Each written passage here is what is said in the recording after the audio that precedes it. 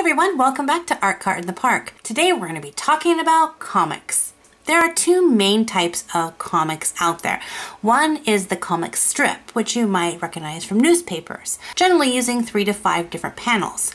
The other is a comic book, which tells a larger story using full-page panels.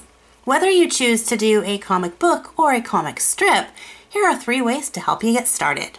First is story. To tell a story, you have to have a story. And sometimes this can be one of the most challenging parts. A great way to do a comic strip is to take a funny joke that you've heard. But if you're wanting a more detailed story, try taking a classic story that you know, like a fairy tale, and change some of the characters around. Think about the story like Goldilocks and the 3 Bears, but instead of 3 bears, it's 3 other animals, 3 pigs, or 3 hamsters, or 3 elephants. Once you have your story down, now it's time to design your characters.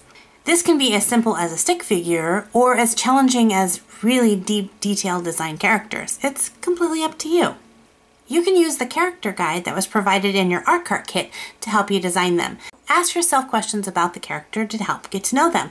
What's their favorite color? What's their personality like? What are some things that they don't like? Now that you have a story and a character design, let's map out your comic.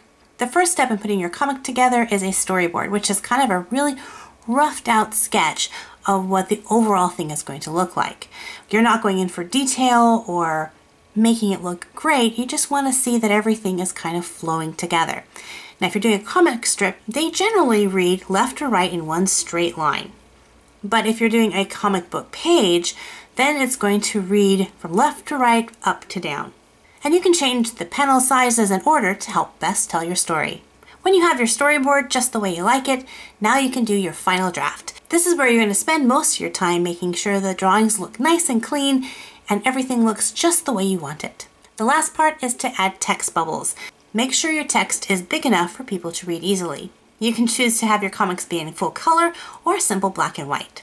I would love to read your comic books and comic strips, so you can share them with me on social media using the hashtag #CamArtCart. I hope you enjoyed this week's Art Cart in the Park project, and until next time, stay creative. Art Cart in the Park is brought to you by the Coos Art Museum.